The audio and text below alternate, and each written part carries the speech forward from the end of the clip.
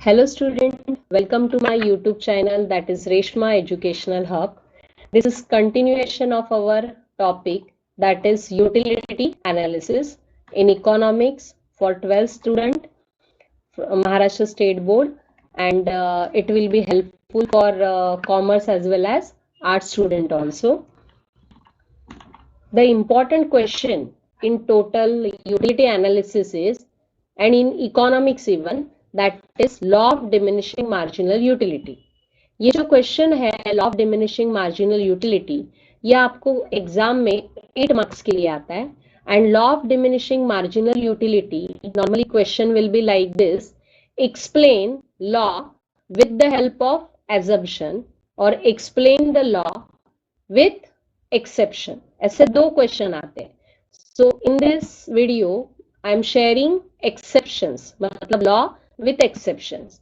सो पहले आपको basic thing is that कि आपको लॉ पता होना चाहिए. Statement of law of diminishing marginal utility is very important for explaining the law.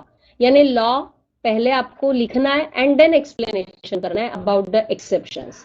So in this law क्या बोलता है और किसने बताया?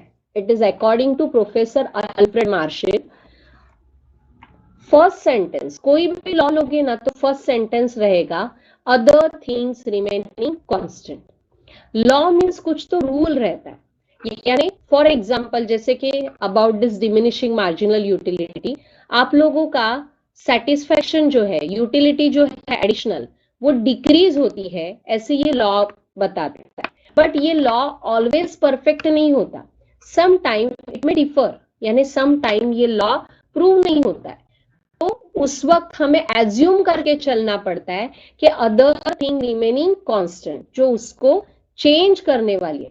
फॉर एग्जाम्पल के हम लोग अगर कंजम्पशन कर रहे हैं स्वीट्स का, स्वीट्स अगर आपने गुलाब जामुन का एग्जाम्पल लीजिए, अगर आपने उसे मॉर्निंग में कंज्यूम किया और इवनिंग में कंज्यूम किया and then next day consume किया, तो आपका एडिशनल सेटिस्फेक्शन कम होगा क्या? नहीं होगा. इसीलिए लॉ ये एज्यूम करता है कि there must be a continuity. अगर वो कंटिन्यूसली आप खाओगे तो ही आपकी यूटिलिटी कम होगी, डिमिनिश होगी. सो अगर आप ये एज्यूम नहीं करोगे कंटिन्यूटी वाला, तो आप लोगों का लॉ प्रूव ही नहीं होगा. तो ऐसे जो कुछ 4-5 पॉइंट्स है कि जो हम लोगों को पहले एज्यूम करने पड़ते हैं कि it must be a continuous, the constancy, so many assumptions are there. तो कोई भी लॉ प्रूव होने के लिए, कोई भी लॉ हो, भले it is law of demand, law of supply, जो आगे आप आने वाला है, first word, first sentence is always this: other thing remaining constant. After this additional benefit, अभी ये मार्जिनल यूटिलिटी का है तो मार्जिनल का मतलब ही एडिशनल है. तो फर्स्ट तो आपने बोल दिया अदर थिंग रिमेनिंग कांस्टेंट, आपको कांस्टेंट रखना है. But additional benefit which a person, यानी जो आगे का बेनिफिट मिलने वाला है पर्सन को, एडिशनल यानी मार्जिनल यूटिलिटी जो मिलने वाली है, derives, additional benefit which a person derives from given increase in stock of a thing. यानी जो आपकी एडिशनल बेनिफिट है, दैट इज मार्जिनल यूटिलिटी, जो आपको मिल रहा है from given increase in stock. यानी जैसे जैसे आप कंजम्पशन बढ़ा रहे हो, उसकी वजह से जो एडिशनल बेनिफिट मिल रहा है, वो एडिशनल बेनिफिट हमेशा क्या होता है?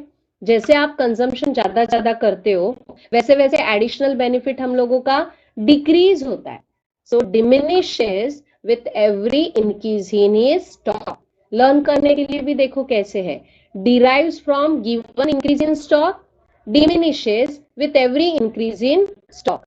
Okay, diminishes with every increase in his stock that he already has. यानी उसके पास जो ऑलरेडी है उससे वो बढ़ेगा. फॉर एग्जाम्पल अभी अदर थिंग्स रिमेनिंग कांस्टेंट, ये तो हम लोगों को हर एक लॉ में स्टार्टिंग का सेंटेंस है लिखना ही है. मार्जिनल यूटिलिटी का लॉ है तो it will start with the word additional. Additional benefit which a person derives from a given increase in stock. ये एडिशनल बेनिफिट कहां से मिल रहा है? तो increase in his stock. And diminishes बाद में मेन क्या लिखना है आपको, वो डिक्रीज हो रहा है because this is a diminishing marginal utility law, diminishes with every increase in stock that he already has. ये लॉ बहुत ही इंपॉर्टेंट है, मे बी डिफाइन 2 मार्क्स के लिए आता है। एंड लॉ को याद रखने के लिए जस्ट मैंने एक वर्ड किया है, दैट इज ओ, फर्स्ट आएगा O, O means other things remaining constant. O के बाद हम लोग ये law of diminishing marginal utility है यानी एडिशनल है, इसीलिए वर्ड डाला है मैंने एड। एड मीन्स फर्स्ट आएगा ए means additional benefit which a person, and D for derives from given increase in stock of a thing, and again D for diminishes with every increase in his stock, and last में आएगा that he already has. So here O add that he already has, यानी law of diminishing marginal utility याद कैसे रखना है, O add that he already has. Okay, now as I told you के ये statement के साथ आपको ऐसे क्वेश्चन आएगा कि एक्सप्लेन द एक्सेप्शंस और एजम्पशन। अगर एजम्पशन भी आते हैं तो आपको स्टार्टिंग में फर्स्ट स्टेटमेंट लिखना है according to professor Marshall, and after writing the statement the important thing is schedule, जो हम लोगों ने ऑलरेडी पहले previous relationship between total utility and marginal utility में किया हुआ है। In this when the unit is 1, the total utility goes on increasing and marginal utility goes on diminishing, that is decreasing। तो इससे पता चलता है ना कि आपकी marginal utility क्या हो रही है, decrease हो रही है। in this schedule आप लोग total utility ना लिखते हुए सिर्फ units and marginal utility लिखोगे तो भी चलेगा, और अगर as it is जैसे कि रिलेशनशिप में आपने किया हुआ है ना, तो as it is ये शेड्यूल लिखोगे तो चलेगा। the schedule will remain the same and again the diagram also will remain the same। देखो ये लॉ है प्रेजेंटेशन इकोनॉमिक्स में, आपको जहां पे भी पॉसिबल होगा डायग्राम ड्रॉ करो। So you can draw this diagram of total utility and marginal utility, और इवन सिर्फ मार्जिनल यूटिलिटी का भी आप लोग ये अगर ड्रॉ करोगे तो भी चलेगा। ओनली दिस लाइन, ये MU कर्व से ड्रॉ करोगे ना तो that is more than enough for law of diminishing marginal, यानी मेन आपको क्या बताना है कि आपकी मार्जिनल यूटिलिटी यहाँ पे डिक्रीज हो रही है। सो आप फुल भी कर सकते हो या तो सिर्फ आप लोग इतना ही डिक्रीज, ये डिक्रीज जो है ना वो दिखाओगे ना, डिक्रीजिंग MU इतना ही आप लोग ड्रॉ करोगे तो भी चलेगा। Okay, after this diagram as I told you, number 1 is statement, after the statement schedule is there, आपको शेड्यूल ड्रॉ करना है और शेड्यूल के बाद diagram, and after this the important thing is that is exceptions. Exceptions means what, exception cases ऐसी होती है जहां पे लॉ एप्लीकेबल नहीं करता है। अभी लॉ क्या कहता है कि as you goes on adding your additional unit, आप जैसे जैसे एडिशनल यूनिट कंज्यूम करोगे आप लोगों का जो सेटिस्फेक्शन है ना वो कम होने वाला है। ये तो लॉ में अल्फ्रेड मार्शिन ने बता दिया, लॉ स्टेट्स दैट, बट ये ऑलवेज नहीं होता है।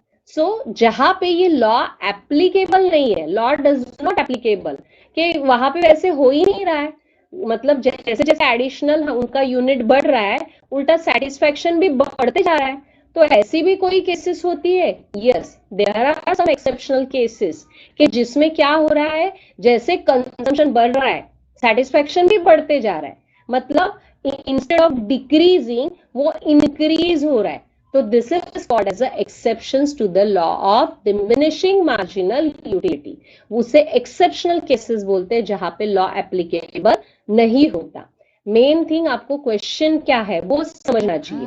नाउ अगर आपके दिमाग में ये फिक्स होगा कि एक्सेप्शन यानी जहां पे लॉ एप्लीकेबल नहीं है, यानी यूटिलिटी जो है वो डिक्रीज नहीं हो रही है, वो इंक्रीज हो रही है, तो आपको वो और क्लियर होगा concept. Let take the example of number 1 exception is hobbies.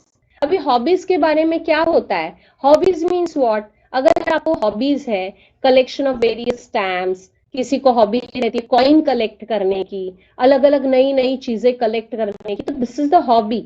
और ऐसे हॉबीज में क्या होता है, आपके पास पहले अगर 10 स्टैम्प कलेक्ट किए हुए और कहीं से आपको और 20 मिल गए, 30 मिल गए, जैसे जैसे इंक्रीज होगा स्टॉक तो उसकी वजह से क्या होगा, आपको खुशी ही होगी। यानी यहाँ पे आपका जैसे जैसे यूनिट बढ़ रहा है आपका सेटिस्फेक्शन जो है, यूटिलिटी जो है, एडिशनल यूटिलिटी वो इंक्रीज हो रही है। सो एडिशनल यूटिलिटी इंक्रीज हो रही है, बट लॉ तो कह रहा है कि it diminishes, so this is an exception. So यहाँ पे ये आपका एक्सेप्शन है। This is number 1, that is hobbies. So exception में पहला पॉइंट है hobbies. After hobbies the next one is money. बोलिए पैसा किसको नहीं चाहिए, तो हर एक को पैसे की जरूरत है। मनी में क्या होता है, यूटिलिटी ऑफ मनी इंक्रीजेस, वो हमेशा इंक्रीज ही होता है, सेटिस्फेक्शन तो बढ़ते ही जाएगा। आज मेरे पास 1000 रुपीज है और कल और 1000 मिले तो सेटिस्फेक्शन डेफिनेटली बढ़ेगा। एक एक मिनट में भी पैसा मिल रहा है, 100 100 रुपए बढ़ रहा है, तो भी खुश होने वाले हैं हम लोग। सो utility of money increases when the stock of money also increases, यानी जैसे स्टॉक बढ़ेगा वैसे आपका सेटिस्फेक्शन बढ़ेगा। It is said that MU of money never become zero.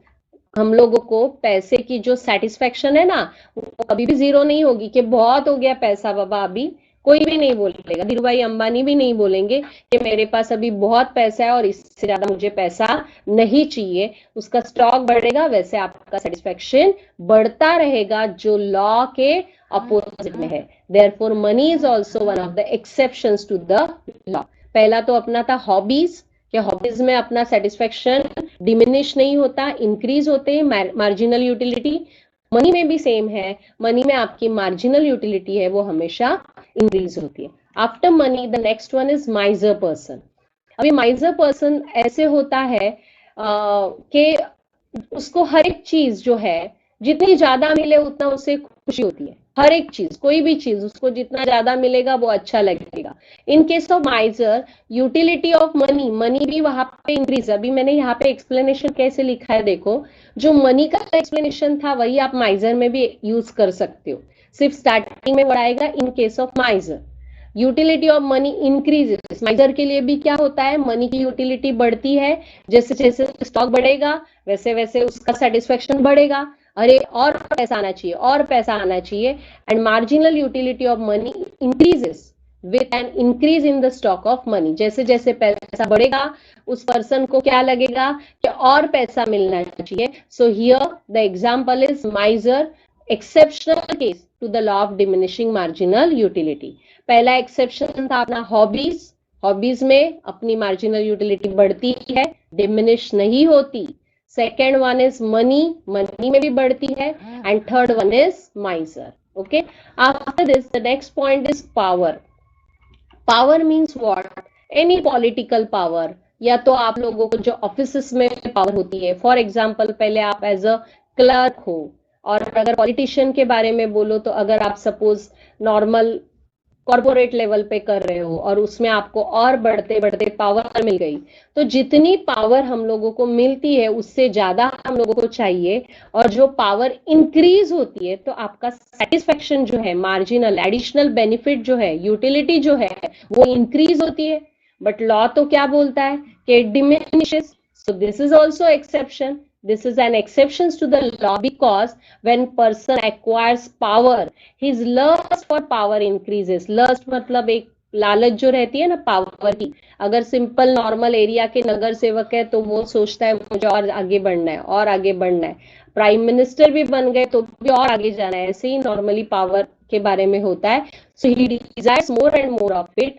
So this is an exceptional to the law of diminishing marginal utility, यानी satisfaction आपका कभी भी यहाँ पे जीरो नेगेटिव होगा ही नहीं, वो बढ़ते ही जाएगा, पॉजिटिव ही रहेगा। So that is an exception to the law of diminishing marginal utility. And the last but not least that is the addiction. Person को एक आध चीज की अगर अगर पर्सन एडिक्टेड रहेगा, addicted means what, we can take a example of drunkard person और even the example of smoker. जो एडिक्टेड रहते हैं किसी भी चीज के, उनको कैसे रहता है कि सेटिस्फेक्शन उनका जो है वो बढ़ते जाता है, जैसे जैसे और कंज्यूम करोगे वैसे बढ़ते जाएगा। तो normal, again this is an exception to the law. Explanation मैंने वैसे ही लिखा है। When a drunkard person the level of intoxication increases, उनका इंटॉक्सिकेशन लेवल जैसे बढ़ता है, मतलब 1 peg, second peg, third peg, जैसे जैसे इंक्रीज होता है वैसे वैसे उनका सेटिस्फेक्शन क्या होता है, और बढ़ते रहता है। फर्स्ट पेग में वो नॉर्मल रहते हैं, सेकेंड में और थर्ड में तो हवा में चले जाते हैं। सो that is the additional satisfaction जो है वो इट गोज ऑन इंक्रीजिंग, वो बढ़ते रहता है very with every additional unit of liquor consumed. Therefore, addiction is also one of the exceptions to the law of diminishing marginal utility. So, this is the last point of law of diminishing marginal utility. In law of diminishing marginal utility, what you will write first? First, write down the statement, schedule, diagram and all the exceptions point. Exceptions point में आपका point है hobbies, H for hobbies, then M money, money के बाद miser, miser के बाद आप लोगों को लिखना है power, power के बाद आपको लिखना है addiction, ऐसे पूरा आपको presentation देना है and here we will finish our question. मतलब इतना explanation आपको काफी है. So if you like my video, then subscribe my channel, that is Reshma Educational Hub, and press the bell icon. You will get the notification of my next video of utility analysis.